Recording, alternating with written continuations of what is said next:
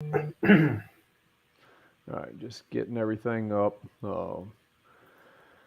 We already are going live out to a couple of channels. Let me get this one going.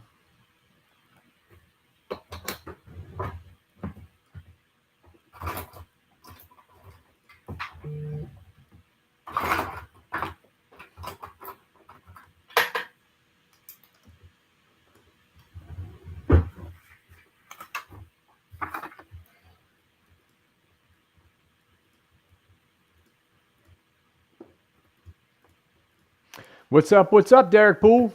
What's going on, Barret? Well, Another month. Another month. Time flies. Welcome to Training Talk, everyone. The show where we stay away from politics, but we like to jump into stuff and dive into the weeds when talking about training, personal defense, and really everything that surrounds it. So, welcome to another show this month where we'll explore how to build skills when it doesn't make sense or you don't want to be out on the range, but still kind of keeping up with personal defense. Hey, William Dalphy, what's up, buddy? Yeah, you got somebody tuning in already. Yeah, you have that same bar going down the side? Like, so William was just Well, like, I've hey, got to guys. move things around, and Okay. so all right, Okay. yep, I see him. Hey, William. Um, I see. Yeah, I've got to move things around to be able to see it. But anybody is tuning in, drop a comment. Let us know, where you're coming from, where you're tuning in from, and obviously, if you have questions or comments, make sure you drop them in the chat boxes wherever you are. We're trying to pay attention to several different screens to make sure that we can address those questions or comments. But we will do our best to try to grab that. So, what's happening your way right now? Oh, no, getting ready for shot, man. Like, had to go buy a bunch of clothes. That's a good problem, right? No, not right. I mean, I guess, since the last time I went to shot, which was January of 2019, and then January, shot 2020, I was laid up with a broken knee and broken ankle post motorcycle accident. Then 2021 was COVID canceled, and then 2022 I was home taking care of two people with COVID. I never got it, but I had to stay home to take care of them. So it's been what, 3 years since I've been to shop. Yeah. No, I'm looking forward to getting there next week, and I got a long list of things to do there. But yeah, looking forward to getting there. Seeing some of the people that we only see once or twice a year. Looks like Bill Dalphy. Looks like he's getting ready for shot. So looking forward to seeing people like him. Right, it's a good opportunity to be able to network and catch up with friends that we don't get the opportunity to see all the time. Tonight's show is sponsored by Primary Arms Online Store. You know how we feel about the store? No, really. Anytime we bring on a sponsor, ultimately it's somebody that we believe in, that we align with. I just had this conversation with somebody earlier today, in the sense that it's just you don't want to align yourself with anyone that you truly don't believe in. And we like the Primary Arms Online website and the stuff that they offer. But anything dealing with guns, accessories, all that kind of stuff, if you haven't checked it out, it is a good place to go for all of that. And I haven't pulled it up tonight, but typically they do have a special available. Let's Oh, see. yep, pull that up now just to see what their special is that they have on the website here tonight. I don't know if they have one going. Look at this, all triggers are on sale. So if you're in the market to do an upgrade on your trigger for your ARs, your handguns, every last one of them are on sale.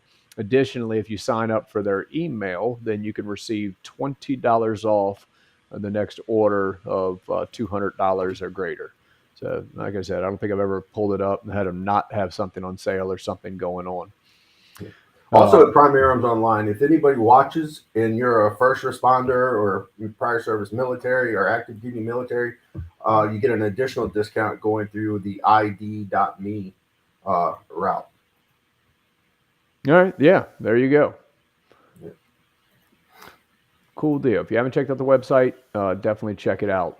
So, like I said, tonight's topic is excelling your skills, building your skills, learning new skills, all of that. I said in the winter, right, when you can't get out to the range, don't want to go out to the range, but really it ultimately applies a lot throughout the year. It may be the rainy season or the super hot season for somebody like Deryck, down in southern Florida, where it gets hotter than a lot of other places. And so there's different reasons, different times that you're just unable to get to the range. So what can you do at home to still build those skills? And so that's what tonight's show is about. We've got a lot of different, each one of us, have some different ideas that really make sense, a whole lot when it comes to personal defense. I think that we'll talk about some of the firearm stuff, but really let's talk about some of the really software skills, Deryck. Yeah, the one that's really, it's funny because a lot of people have them because we both teach a class, but hardly anybody ever practices them as a home defense plan. Like the home defense plan of getting your family into the barricade position, practicing, communication, going through your 911 script, not actually calling 911, obviously, things like that. That's something that you should be doing year round. But if it's cold and it's winter and you're like, I really wish there was something I could train, there's a perfect place to start. And if you don't have a home defense plan, then even better, sit down with the family, sit at the table, and start talking about it and set something up. Yes, absolutely. I'm responding to a comment real quick from John. He was asking about one of the defensive shooting incidents that took place over in Texas recently. I just let you know, we will talk some about that tonight. We'll also show the video. But I think what Deryck was talking about is something that it's very often overlooked. Yeah, y'all probably heard stories about uh, different individuals that have been in situations where they needed to even do something as simple as dial 911, and they struggled through it simply because that wasn't a button that they ever really pushed on their phone, kind of thing, right? They'd never practiced it, they'd never planned for it, they'd never talked about it. And it doesn't just apply to contacting 911 or communicating with others inside the home. It applies to all aspects of that plan. And Deryck, you've heard me tell this to schools in teaching active shooter response, is that I think that it's tabletop discussions is a huge part of planning, and getting and sitting there, and talking with the family. And if this happens, what is the plan? What would we do? And start to plan that out and have that discussion back and forth. And I think a lot of times what you'll find through that discussion is that certain pieces of expectations may not work very well. They may have failure points in them. Yeah. And this may not just apply to personal defense, but I mean, this applies to a fire in the house, right?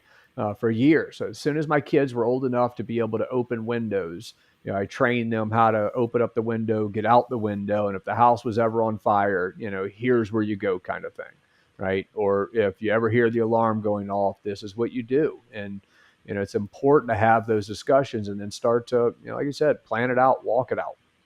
Yeah. I'm sure of yours. I've said this on the show before, talking about I had to call 911 when my mom went into cardiac arrest like 7 years ago now.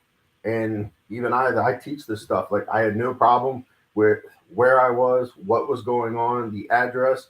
And they asked me one question that like completely like threw me for a loop. What is the home phone number there? But it was my parents' house, granted. Right. But like they back then they had a landline. Like so many of us nowadays have cell phones, and if we have cell phones, we maybe have Wi-Fi calling set up. So we have to have that that extra 911 setting on our phone for Wi-Fi calling and stuff like this. But I was calling from a landline, and for the life of me, could not tell you what the phone number was. Completely vapor locked. But so even practicing and stuff, there are things. Finally, the 911 operators like sort of let me off the hook. It was like, well, that's really not important, and started asking me other questions because I vapor locked on it like it was the most important piece of information. Not that I've been giving her CPR for how long and blah blah. The other things like that. Right. Is that, it is very easy to vapor lock when, it hasn't been planned, it hasn't been thought about. And so I think that, is something that is worth spending, a few nights at the dinner table talking about, or even practicing, over the next couple of months, is that bring your family together and work out some of those kinks that you may have. And a lot of people don't even have home defense plans. And if you don't have a home defense plan, you're like, well, I have no idea where to start. Like, this is we're here on Personal Defense Network's Training Talk. Go over to Personal Defense Network, because I know Jamie Onion, who might be a guest with us next month, actually wrote an article just on setting up a home defense plan on out there on one of the out there. So just head over to personaldefensenetwork.com in the little search bar, home defense plan, and I'm sure it'll come up. Yeah, definitely so. You search home defense at personaldefensenetwork.com, you'll get several articles, several videos that are on the topic. And it is important to have a plan. I can't tell you how many news stories, videos, and cases I've looked at where people made bad decisions because they didn't have a plan on the front end. And so if you haven't put one together with a family, or yourself as an individual, can't stress that enough. And the other one is like, I don't know how many of our viewers have it, but I think it's called a two-way lock. It's where, you have a front door and you have like an access window. You have like viewing windows on the left or the right-hand side. So the inside deadbolt requires a key. It doesn't just have the flip. So if somebody breaks the window, they can't just reach in and undo the deadbolt. Like something as simple as that. Where do you keep that key for that lock? It's a two-way, right? That's what the technical term is. A two-way lock. I think you're correct. Yeah, double cylinder, I think. Yeah. But yes, that can be a piece, and it's funny. Those things that make sense for security seem to upset, the fire marshal, and that's certainly one of those pieces that fall in there. So a lot of the newer homes, unless people have intentionally put that kind of lock on there, won't have it, because you got to have that throw lever to make it easy for egress to not have to find those keys. The only reason I know about it is my mom was secure. My mom was a freak as a little kid. When it came to any glass near the doors, we always had one that was a double keyed lock on that master lock sitting there. It was, and I remember, like, just for deliveries, going, "Where's the key?"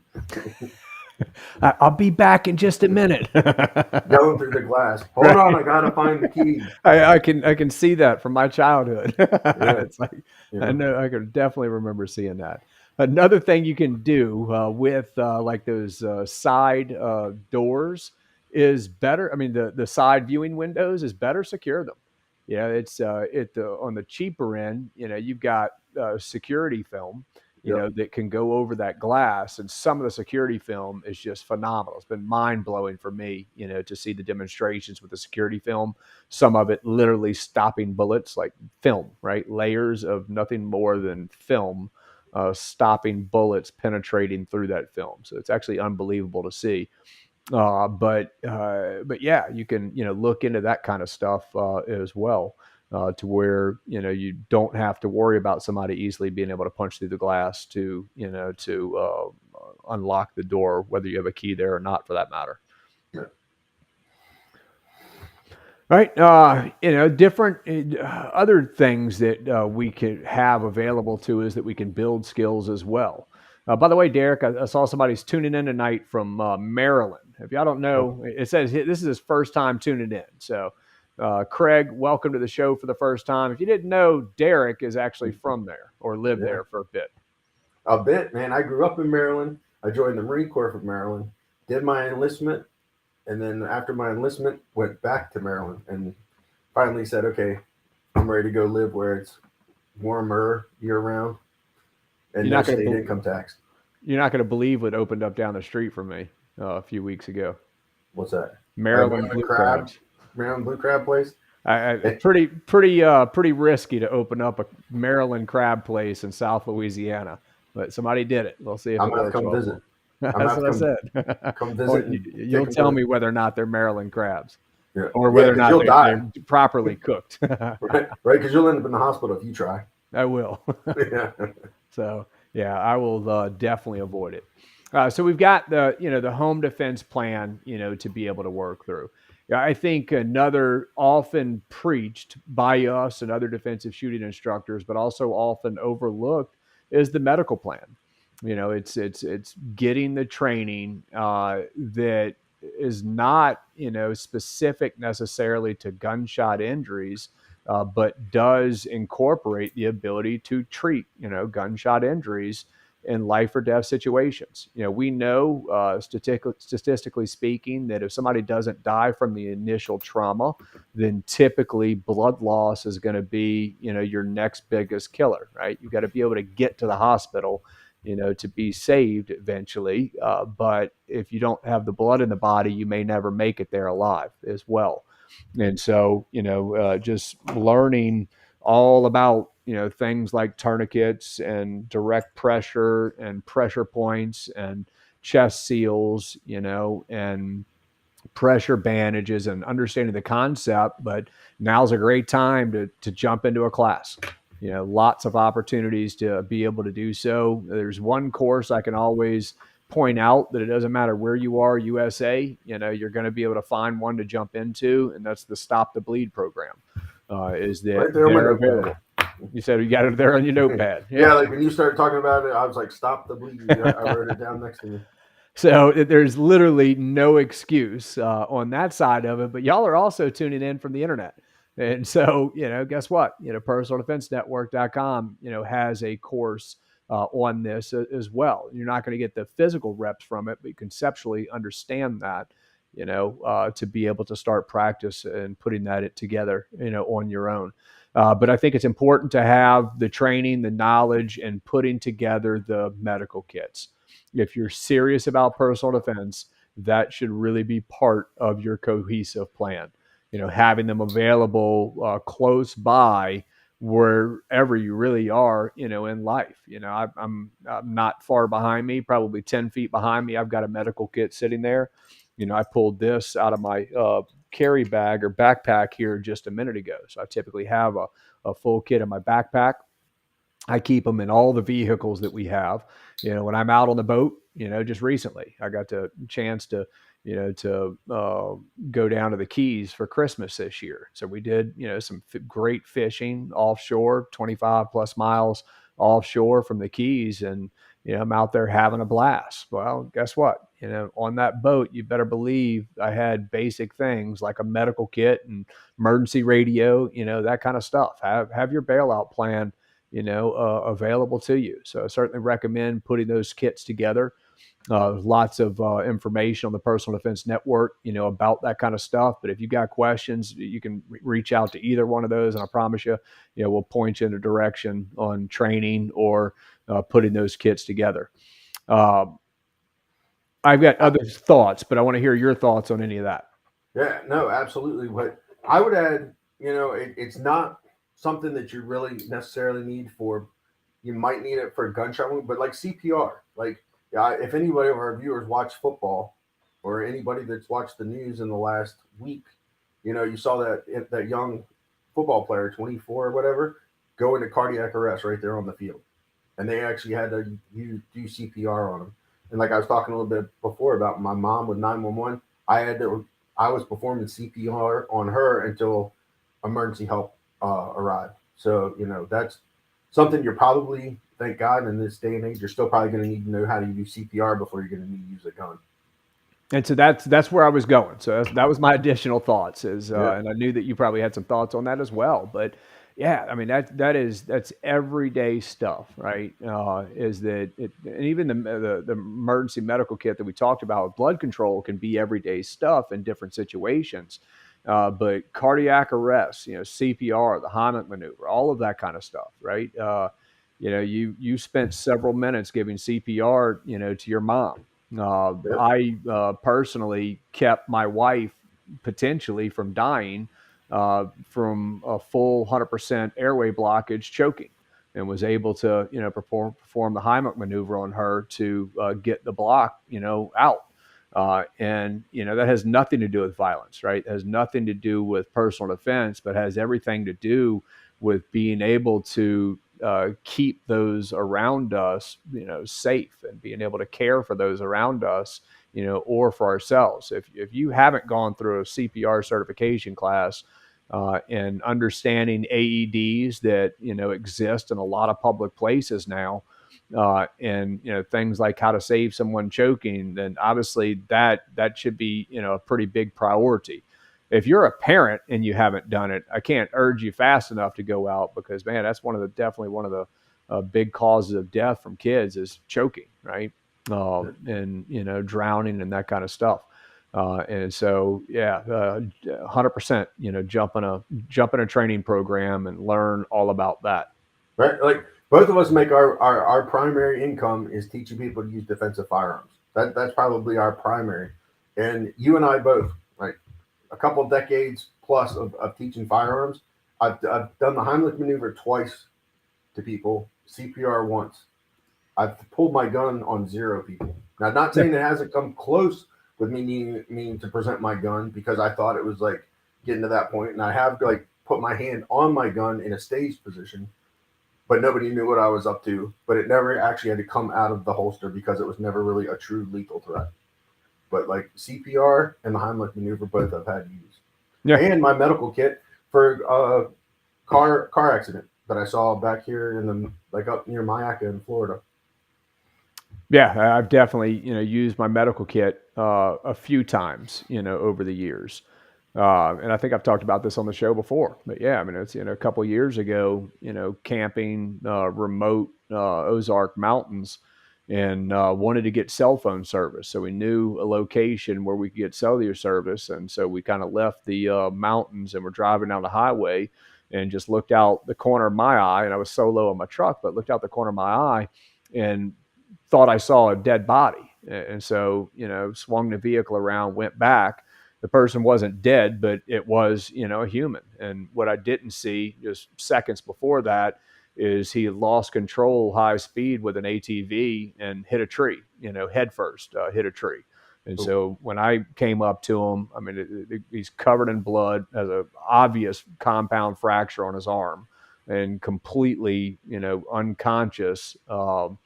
And it wasn't my gun, that I grabbed to help that individual, right? And so, that kind of stuff happens from day to day. And so, absolutely, we've given plenty of examples and could give plenty of examples. Just emergency medical skills get used a lot more often than firearms from day to day. Josh, one of the viewers, says that he's actually coming in from Tennessee. Welcome, Josh. He's got first aid kits in all the vehicles, and in the kitchen and bathroom at the house as well. Way to be prepared, Josh. Way to have a plan, be prepared, and make sure, and not just to Josh, but just to viewers in general, is that I've had plenty of students that they know what to do, but does their family, does their loved ones know how to use that tourniquet? And if they don't, well, now's the opportunity, right? Not going to the range. Well, spend some time working with them and teaching them with it. And it's nothing wrong with, if you've been through one, nothing wrong with going through again. Like it's been, I don't know, about 3 or 4 years since I went through my last like gunshot wound, like treatment, IFAC use class. I'm ready to go through another one. Yeah, just to see what has changed, because things are changing all the time. There's better technology when it comes to hemostatic agents. From the time I joined the Marine Corps and learned how to use a tourniquet, it's changed a whole lot since then, because back then it was, oh my God, if the tourniquet's on for more than this amount of time, they're going to lose the limb, which now we know isn't the case. Right. 100%. Things have changed. Typically every 2 to 3 years, if not sooner, I've tried to jump into another medical class just to keep up with my own skills as well. Learn what's new and keep up with my skills. And packing a wound, right? Like packing a wound is a very off-putting thing. So if you get into a class and do it more and more to those dummies that it feels real, actual realistic, it sort of like makes it go away, because the last thing I want to do is pack a wound for the first time on a real human being. Right. A lot of people do it wrong. Deryck was just actually helping me, with an active shooter response course here just a few months ago, and helping people pack wounds and learn that concept of it. Yep. Yeah. What else could you think of? What skills were on your mind for building when they can't get to the range? It's a good time to, you know, if you have, like, if you go somewhere, like, even in Florida, right? I don't know what it's like in Louisiana, but the last few days here, it's been really cold in the morning. So when I get up in the morning, I'm like wearing long pants, like a t-shirt like I normally do, with a flannel shirt over top of it or a hoodie over top of it. And then by about 10:30, I'm sweating in my long pants and I'm down to a t-shirt and can't wait to get home to put shorts back on. So, I still have to train, how to access my gun or access whatever life-saving tools I'm carrying while I have a whole bunch of stuff on. So, I mean, in those cases, like, I'm not a big dry fire person where you have the target on the wall and you're shooting lasers at it and stuff like that. But there's nothing wrong, in my opinion, of putting all that junk on with an empty gun or like a cert or something like that. Getting used to accessing the gun and keeping your hand on it, getting all the way to it while it's on your body.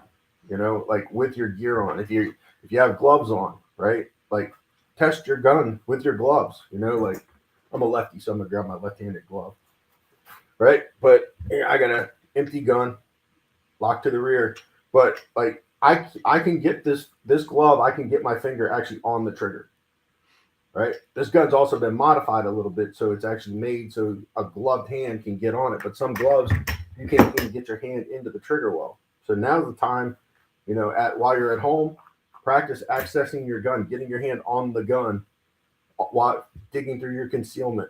And we can't really choreograph accessing the gun with all of our concealment garments on because sometimes it changes, right? Like I said, some of the mornings I'm wearing a flannel, some mornings I'm wearing a hoodie.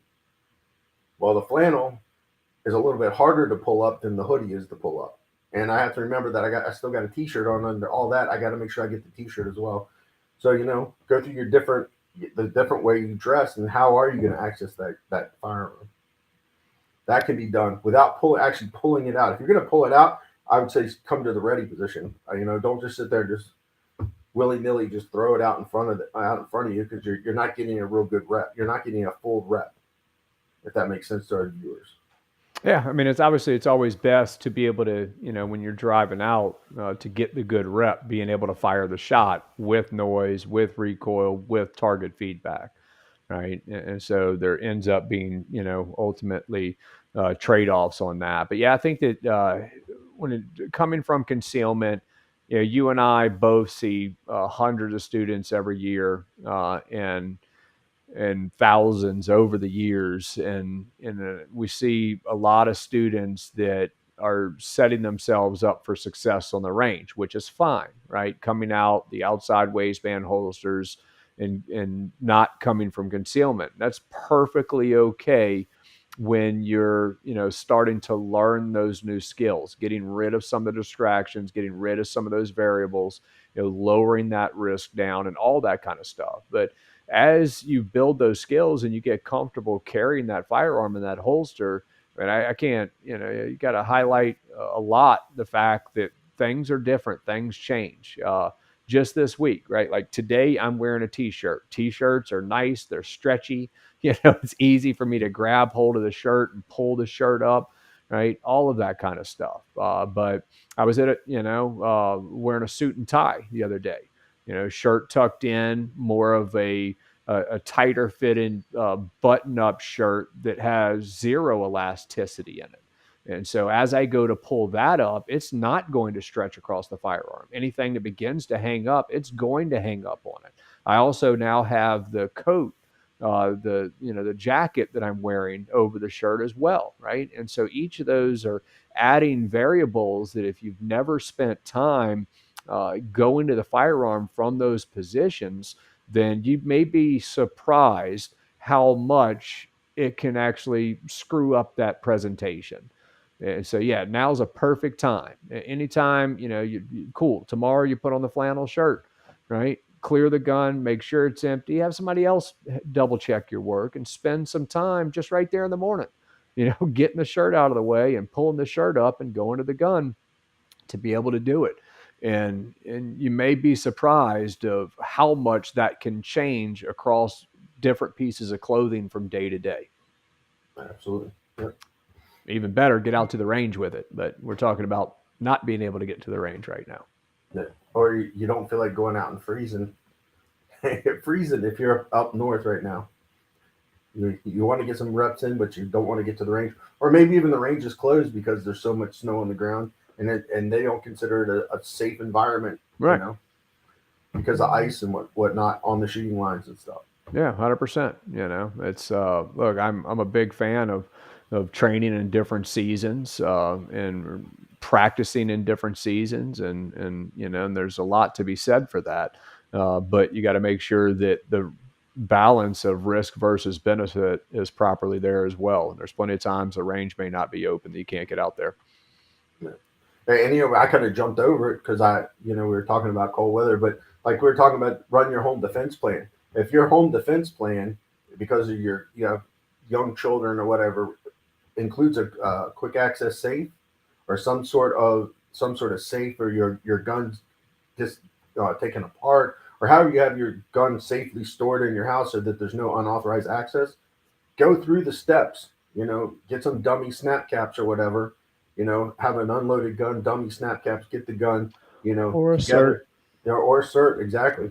Making sure that you're getting that quick, you can access the gun. Maybe your whole plan is get the gun out of the quick access safe, and you have some sort of like quick holster that you're going to put it in to attach it to your body. Go through the process of getting the gun ready and then getting it into the holster. Go through your whole plan. And I was showing it off. I have the holster back. I have the holster. I don't have a full PD10. This is a Gen 1 PD10. I was talking to Rob this weekend. Right, that's a Gen 1 as well. So some of y'all will recognize the Cryptek. I'm gonna have to steal parts off of it because Rob says he's gonna make this one work. Not a chance. You can't have my parts. Mine functions. it shoots. It's the earlier version, and this is some of y'all saw my video that I put out this week on the one of the first production model PD10s that is floating around the U.S. I'm happy to have one. If you haven't seen my video, you can watch it on my YouTube channel, Bearco Training, and I've got it on there. We'll talk about it some. We'll talk about the PD10 here in a bit as well. Now everybody knows who Rob likes better. Maybe he likes my video editing skills. No, definitely, absolutely. I offered early on. I said, "Get me one. I'll do a video," and so he got me one. So here it is.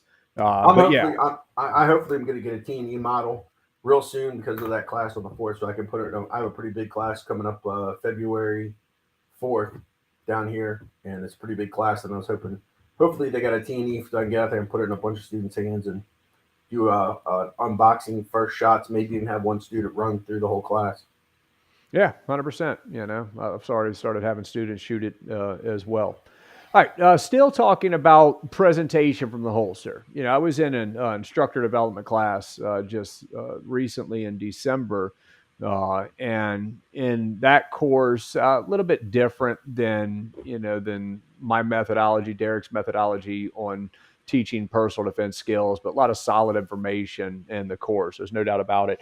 But one of the things the instructor, and this was a Modern Samurai project, but one of the things that the instructor talked about in the program was, if you want to be a faster shooter, be faster getting the gun out of the holster, right? That's how he would make up a lot of that time, was the time not on the how fast he could press the trigger, but the time how fast he could get the gun to, that trigger press. And so I think that, and obviously, we all kind of understand that, conceptually anyway, to a certain degree, but I think that that some emphasis, can be talked about and put on that, is that's the importance of working through those concealment garments and working through, how to get that good grip on that firearm coming out quickly, efficiently, consistently, because if you can, then you can speed up that presentation. So when you're back getting out on the range and you're putting this stuff into live fire practice,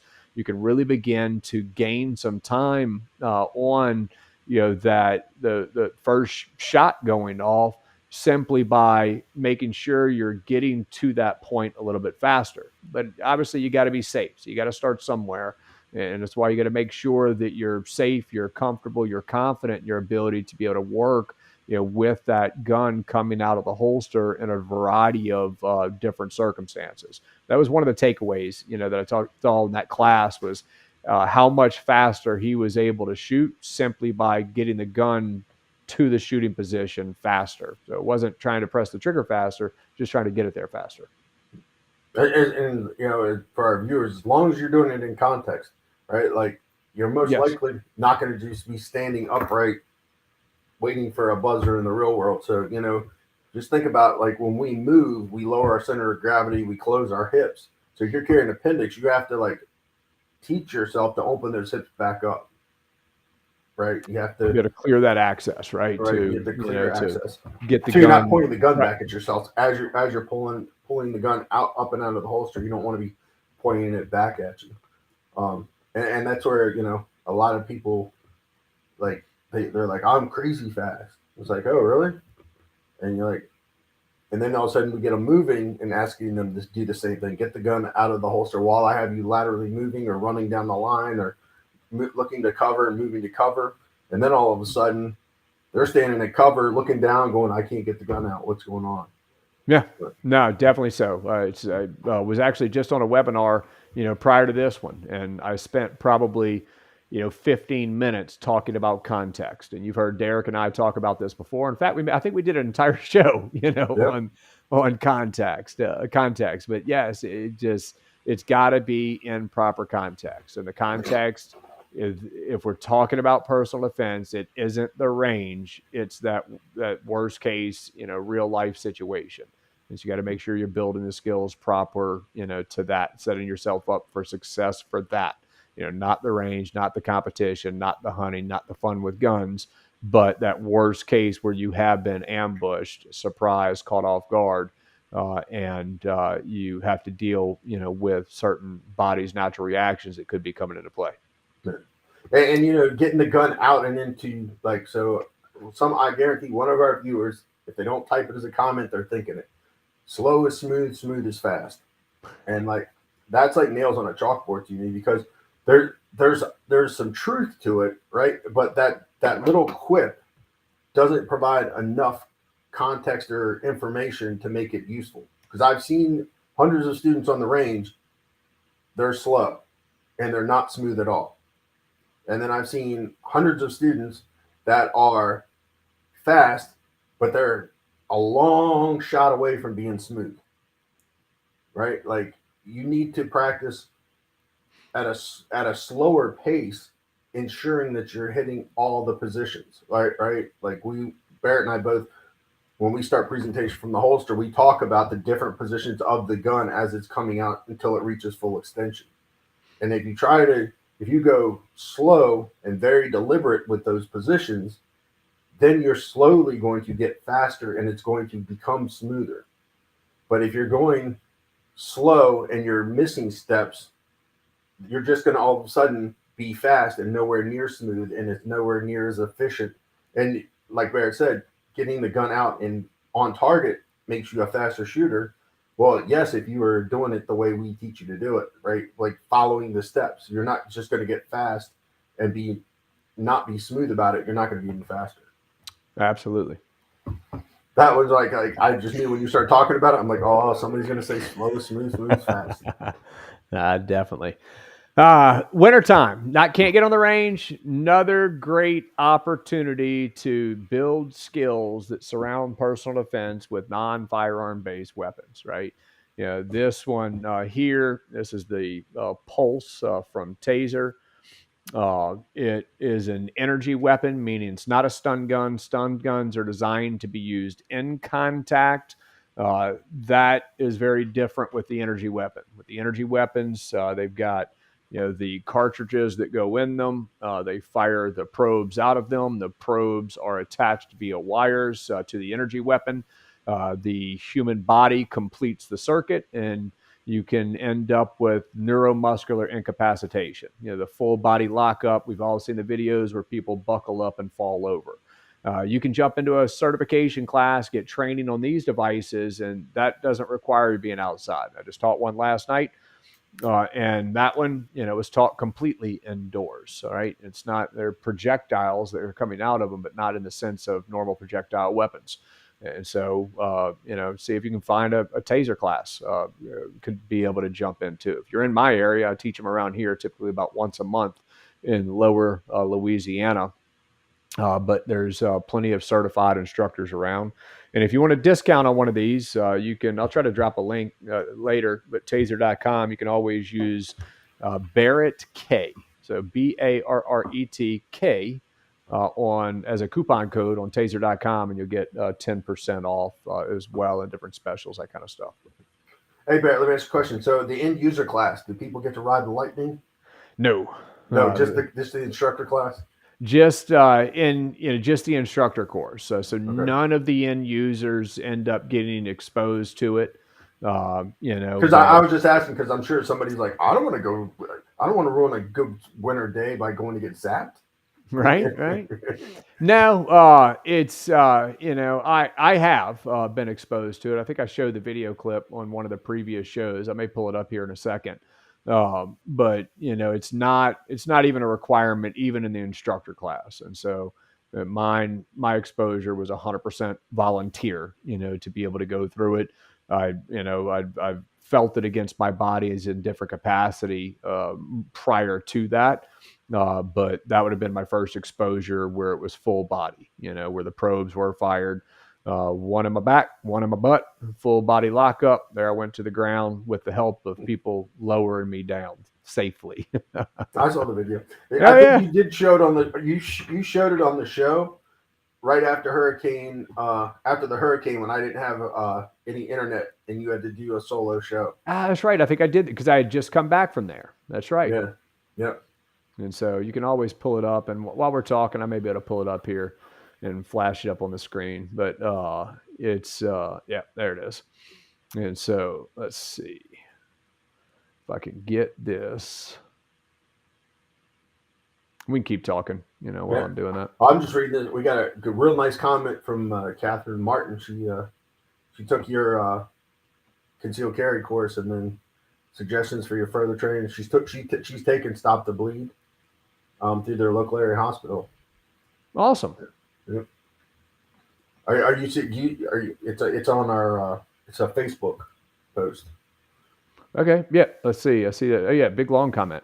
Yeah. Okay. Awesome. Yeah. I'll have to go through and read that whole thing.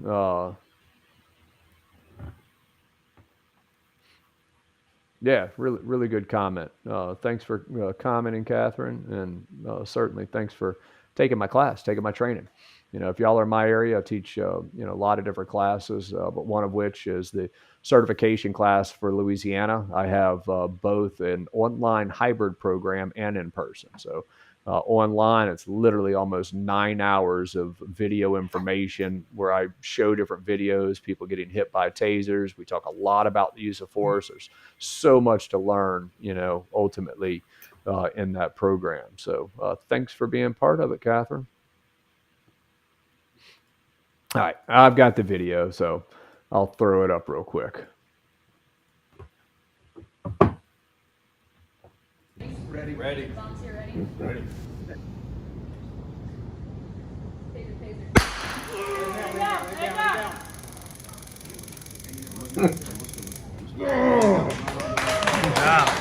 So I'm going to back this up just a little bit because the reason why I show this is mainly to talk about or to show the effect on my body. When I first get hit, you can watch my legs fully extend. The muscles are completely locked up.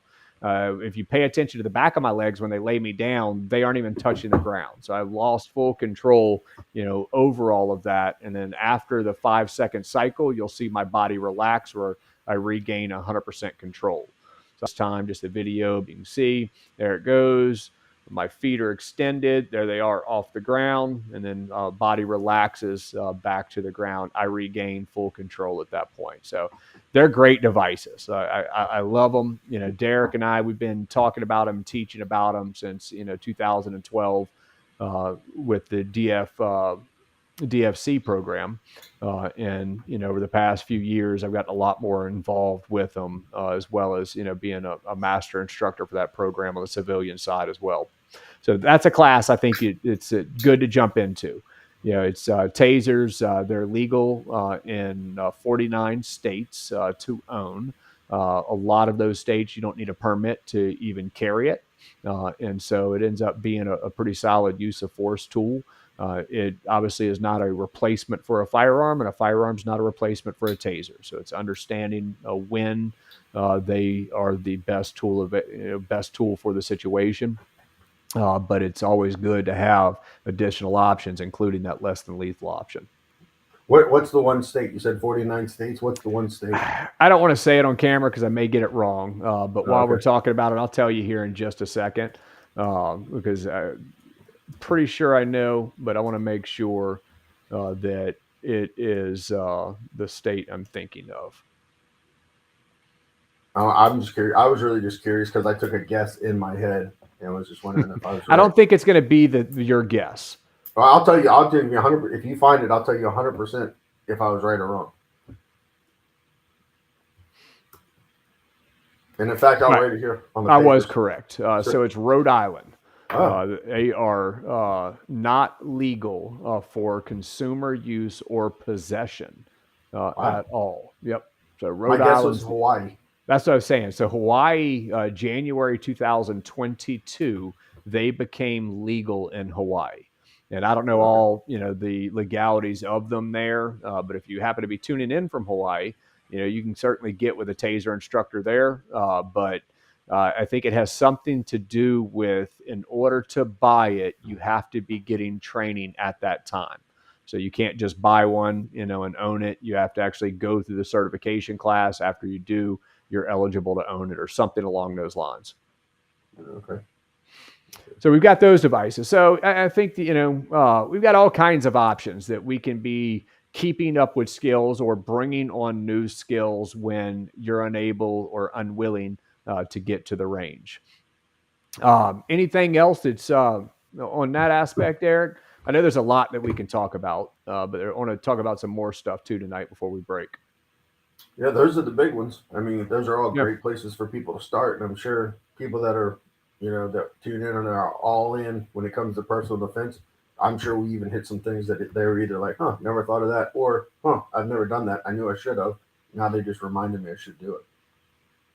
Yeah, absolutely. There is Grant Garl asked about recommendations for laser systems for dry fire indoor. I think we did a show on that, but we'll touch pretty quickly on it, in the sense that if you're developing skills, we both believe that it's important to have actual recoil and actual live fire. Without the live fire, without the recoil, the noise, and the real feedback from the target, then you're certainly getting better at something, but it also could be misleading in that sense.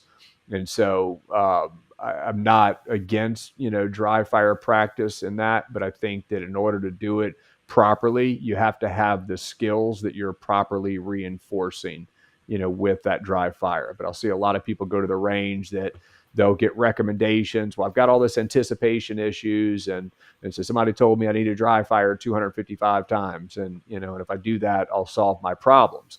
And you certainly solve the problems during the dry fire, but then it has a tendency to, all those issues come back as soon as you reintroduce the stimulus that hasn't been there, noise and recoil. Yeah. And so, it's my thoughts on it are that it can be used to reinforce skills, but you need to have those skills proper first, prior to having sole dependence on that. And, Deryck, I know you got some thoughts too. Yeah, we have some great videos out of PDN over on the website, videos and everything with Rob and some other guys talking about, the most efficient or the better ways to train with these non live fire systems such as lasers and stuff and getting the most out of it.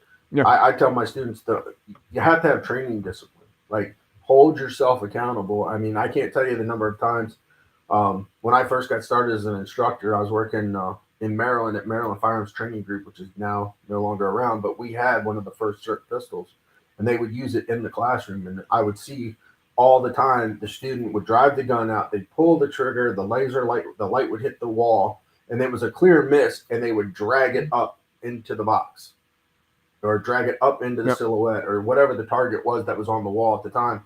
And it was sort of like, okay, not only are you missing, but now you're developing this bad motor pattern of I drive the gun out, I pull the trigger, and then I like do like some weird swing with the gun afterwards to put the dot artificially on the target. So like the dry fire system doesn't let you get away with that. That's one of the there's some videos over at PDN about that, but you hook it up to your PC, you program in like with a picture or something what target you're using, and the program itself like outlines the target, and it'll hold you accountable, but still you don't get that recoil of the bang bang, the loud Right. noises, and all that stuff. So like you were saying, you need to have the skill, and then you supplement with that to get reinforcement. I'd rather see somebody shoot a 22 through part of the class and then go back to their 9mm, shoot a 22 for part of the class, and then go to their 45 or whatever it is for dollar reasons when we're in those ammo crunch times. So you get at least a good number of reps experiencing that recoil. Yeah, Parsha is asking about our thoughts on simulation training.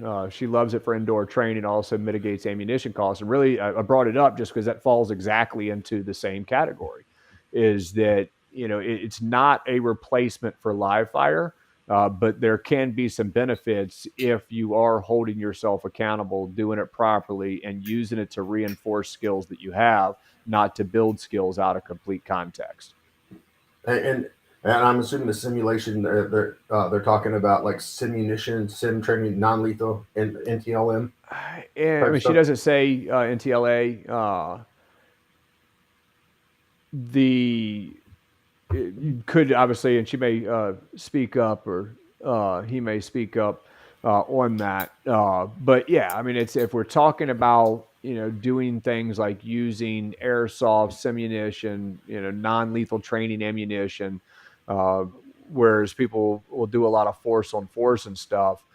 Can be very good, for There we go. evaluating skills. So that's what I thought, on screen with scenarios. And so, yes, I do, I like those systems, and there can be some benefits to those systems because there is processing of information, but it kind of falls into the same category with non-lethal training munitions, is that you're being evaluated more than you're building the skills. So Yeah. you build the skills on live fire, and then absolutely, run through those simulations on the screen, where now, especially if you got the instructor watching over you, has the ability to be able to evaluate how your process of getting the gun out went. Were you doing it the way that you were trained? Were you making the best decisions based on what was being presented on the screen?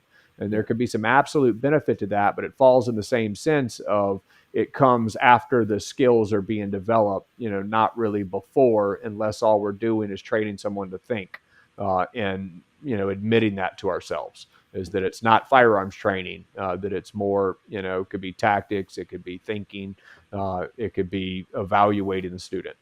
Yeah. Yes, enhances mental training.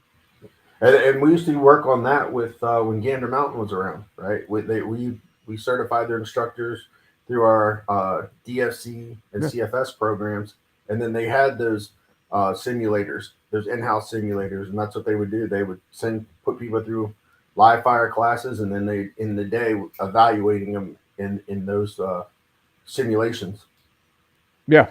I've got a Mantis system on this, and, mainly I'll take it and, do things and stick it on here. And the Mantis, that does way more than I'm aware of, with that. But, this can even be used for tracking presentations and stuff coming from the holster.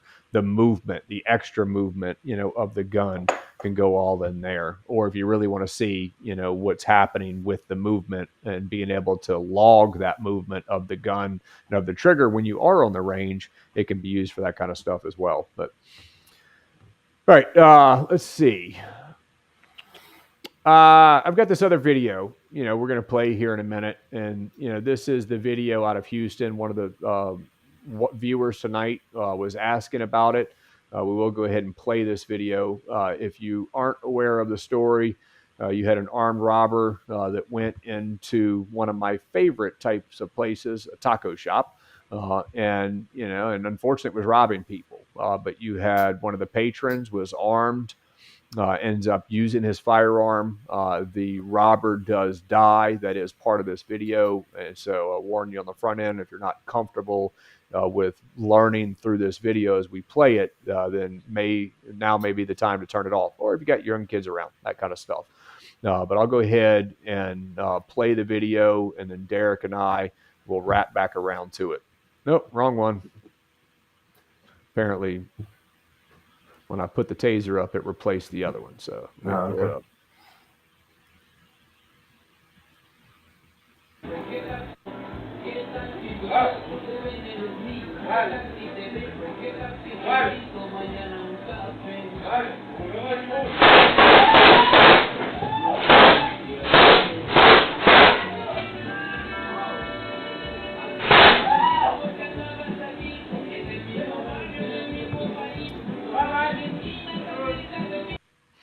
All right, so let's talk about this a little quick.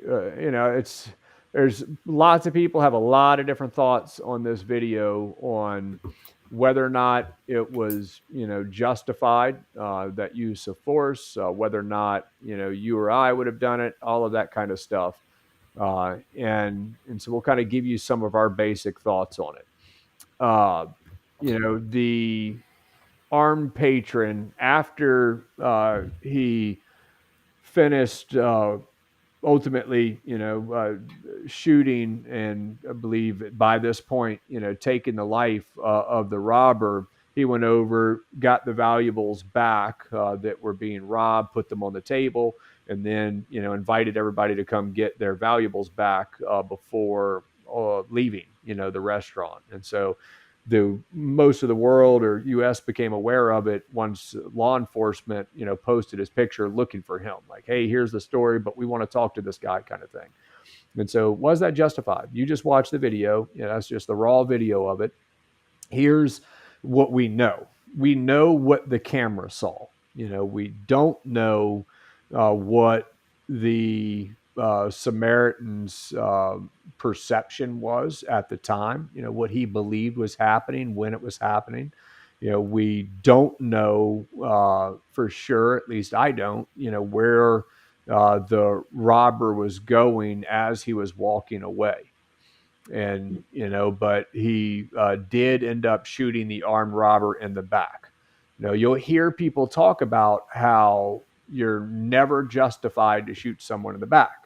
Now, I'm not an attorney. Deryck's not one. So not legal advice. None of this is, but educational purposes talking about this, right? You'll hear people say that it's never justified to shoot someone in the back. And, typically, my response to that ends up being, well, if you walk in your home tonight and that stranger's in your house beating your child with a crowbar, do you need to be facing them to know that they're in the wrong? Do you need to be facing them to know that your young child's life is in extreme danger, and if you don't do something, that potentially that child's going to die? But clearly you don't. So, very quickly we can see there are times that it does make perfect sense that we are engaging someone from the back. And so, and this is not a use of force class, but, both of us talk about, whether or not you should be using deadly force, not whether or not what the law allows. So each state will justify the use of force against another human being for, certain reasons. But it doesn't stop with the shooting. You still have to move forward and be able to articulate why it was necessary, potentially end up in front of a grand jury, potentially end up in front of a jury of 12 of your peers, criminally speaking, and also civil related. So these battles, like the battles this person may face, just started here. And so there's lots of reasons why we would not want to ever have to use force against another human being. There are ever growing reasons for that matter. But it only makes sense, when it's absolutely necessary. So to me, that's always the first question I'm going to ask is, was this necessary? What are your thoughts, Deryck? Was it necessary? I don't know, right? My wife started asking me the same thing when she saw it. She was like, "Well, he shot him in the back," and I'm like, "Well, like you were saying, I've been through the Mag 20 class. I've been through the was it Law of Self Defense, abbreviated version of Law of Self Defense class, and like you were saying, there are times when shooting in the back is still stopping a lethal threat." So in this instance, to me, it looked like the guy was walking out the door, but like we don't have the benefit of, what did his facial expressions look like? Did this guy think he was going to start turning back around with the gun? Like that kind of thing. Um, but like right there, I've seen people on the internet say, "Well, look, he was pointing that gun right at that. Just see the gentleman over in the far corner sitting at a table. He was pointing the gun right at the gentleman in the far corner, and right that know your target and what's beyond is not a rule in my classes nor your classes. It's an overarching concept that you must always be aware of. And there are times when the gun is going to be pointed at someone you don't, in the direction or vicinity of someone you don't want to hurt, but it is necessary to stop the threat. Right? I don't like the fact that it's extended because that's outside of what we teach, right? But we'll leave all that behind. Me personally, my wife was asking me, what would I have done? And I said, I hope with all my training and all that I know, I would have gotten the gun out, not extended it, but watched him. And had he opened that door and walked out, I never would have pulled the trigger. I would have just been a good witness and given the cops the best description I had of him. Had been ready for him to sweep back around. Would he be turning back around because he wanted to get more money, or because I think he dropped some money right there on the tile? I'm not sure if you ever picked it up, but I saw him drop something. Is he going to turn back around with that gun? So Yeah, we've got a couple of good comments. Parsha said it's okay to be a good witness, and it 100% is okay to be a good witness. And then let me choose the different screen. Let's see. Donovan said excessive force. The first shot subdued the assailant. And so when I started this discussion, I said we don't know, this person's perception, right? We don't know what he was thinking in this moment that you currently see on the screen. Was he thinking that he was going over towards the guy with his hands up in the corner, or was he thinking he was going out of the door? Was he thinking he was getting ready to execute the guy? So I don't know what was going through his mind at this point. And so, I always am very cautious to provide too much judgment on somebody else's thoughts because I don't have his brain at that time. I don't have his perception. I don't have his background, his experiences, right? But he may end up in front of a jury where he's trying to convince 12 other people that it was necessary. But if you move past this moment, then you get into the multiple shots that happen and the person going down. And I don't know what kind of training or any training the guy's been through. I know that I teach my students that obviously if you can avoid it, avoid it. But we shoot until we recognize that we don't need to anymore, usually by some change of behavior. Meaning maybe the person put their hands up, maybe they started running away, maybe they dropped the weapon, maybe they went down, as in this case.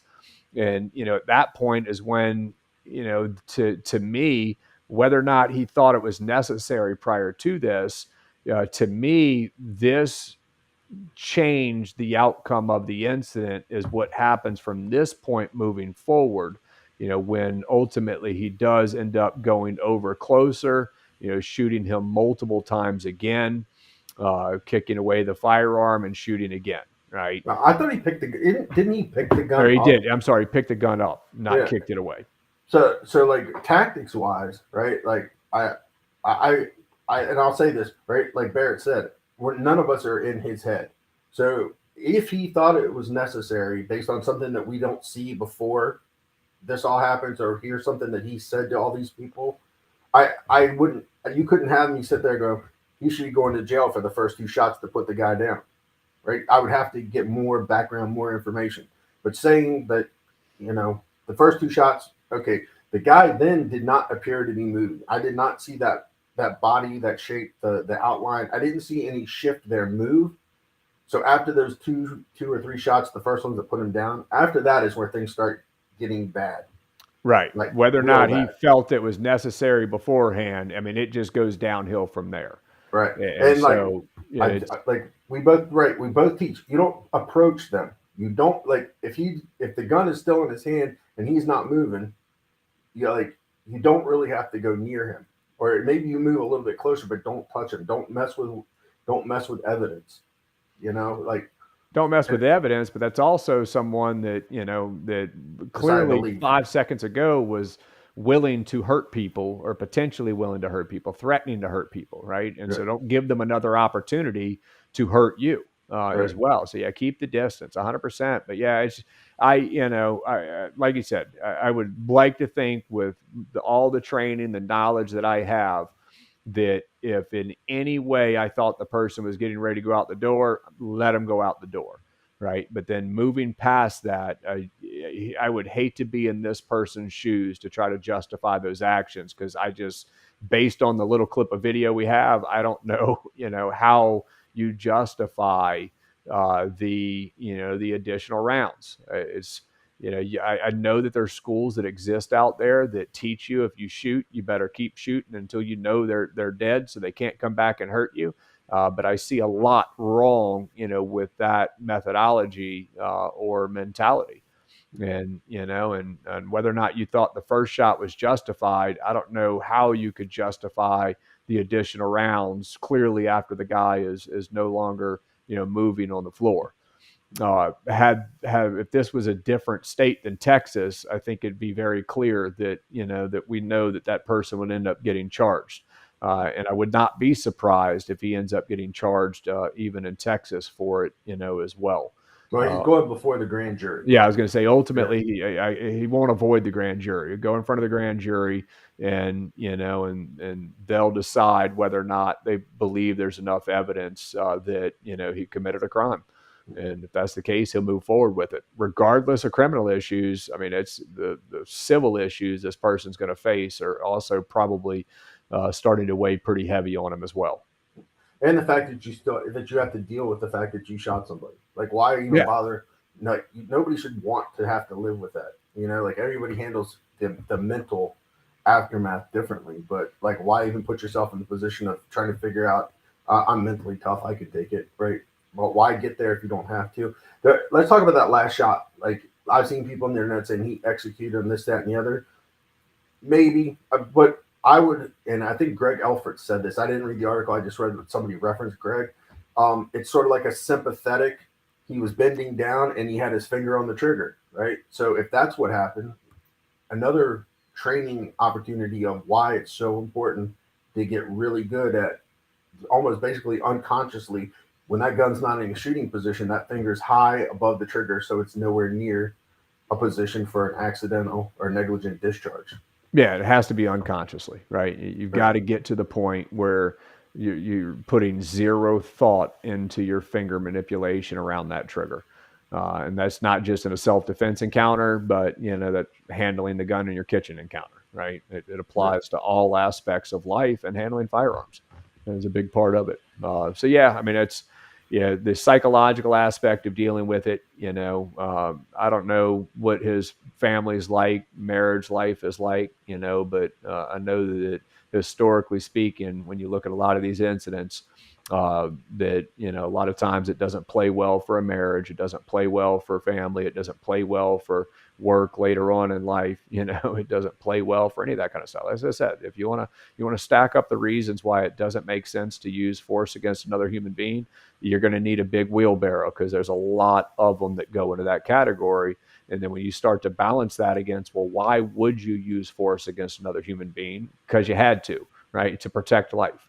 And, you know, and I don't know if that was going through his mind because he had to, but it's hard to come up with that, you know, as a clear absolute on the back end of it, watching the video. And another thing that we can talk to people, you know, say this was Maryland. You know, like Maryland a few years ago. Now I think they've been forced into shall issue land. But like Maryland, you back in the day, no one would have a gun, or if probably no one other than maybe the owner of the restaurant, if he even bothered carrying one. The minute he walks past with that gun extended like that, that's a perfect opportunity for unarmed people to tackle him and beat him with a chair and knock the gun out of him. Yeah. You know, if you, you know, if this was, again, if he's not leaving, but that's someone who's trying to hurt other people and you didn't have a firearm available, yeah, 100%, you know, is gaining control over that weapon arm and pushing that person, pushing that gun into a third, you know, point of leverage, like the table, like the floor, you know, something along those lines. Yeah. But I mean, well, like we both say, when we're on the range and you know students love to do the what if scenarios, such as something like this. I tell them, I go, I'm not teaching you to win a court case. All right, like you go to like Masada, you or one of these other law attorneys that like they specialize in this and can teach armed self defense law to you. I'm teaching you how to live through a lethal encounter, and that's all I care about. Yeah. Is teaching you the skills that you can apply to keep your life, keep you alive in a lethal encounter. Yep. And so, yeah, that's that one. And then we've got one kind of on the opposite side. I don't have a video for it, but I do have a story. It's local to me, and you know, but it has made national news over the past 24 hours. And it's an event. You had a guy that was in jail. I think, I don't quote me directly on this, but I think 20 years or roughly 20 years in prison, gets out on parole. And not long after, he ends up robbing a store, committing a carjacking. All of this is the same night, by the way. So robs a store, commits a carjacking, and then a few hours later, with a shovel and a tire iron, breaks into a house that had a mom and her two kids in the home, and physically attacks her. They're in a physical altercation. She's able to secure a firearm and shot him, and he died, you know, as well. And, you know, that's one that, even if we had a video, if we had more information, like how many of y'all, and obviously I can't see a show of hands here, right? But how many people watching that or listening to this think that she's going to end up facing charges? And right, I don't think anybody's going to think so, right? This is Louisiana, where we, you know, have strong use of force laws, but she's not going to need strong use of force laws because she had someone that forced entry into her home where she was in severe danger. She was attacked. She had kids inside the home, and there was absolutely no choice but to protect herself. So instead, you know, good to go, mama. It's a good girl win scenario that ends up getting national attention for all the positive reasons, you know, as well with that. Yeah. All right, we've gone a little bit over. I apologize. I don't. You know, I think that we've covered some good information tonight. You know, I do have the production model of the PD-10. Most of y'all watching tonight are familiar with the PD-10 from Avidity Arms and Rob Pincus. This gun is this is the production model, and it will be presented at the 2003 SHOT Show next week. So super excited for Rob. I've got about 350, 375 rounds through this gun. Had a couple people shoot it. It's a great gun for personal defense, but I think what The people who are going to love this the most, all of you watching. How about that? No, but a lot of people, it's the thinness of the grip. So the grip, let's try to get that angle. The grip ends up being a little bit thinner than some of the other models that are in this same size. And the distance then from the back strap to things like the trigger or the underneath the trigger guard here end up being a little bit shorter. So it's easier to get a hand properly on the firearm all the way around it. Trigger's great on it. It is designed to work well with the way that we teach people how to press triggers, smooth and consistent, not making the trigger into separate stages. Has defensive sights on it from the get-go.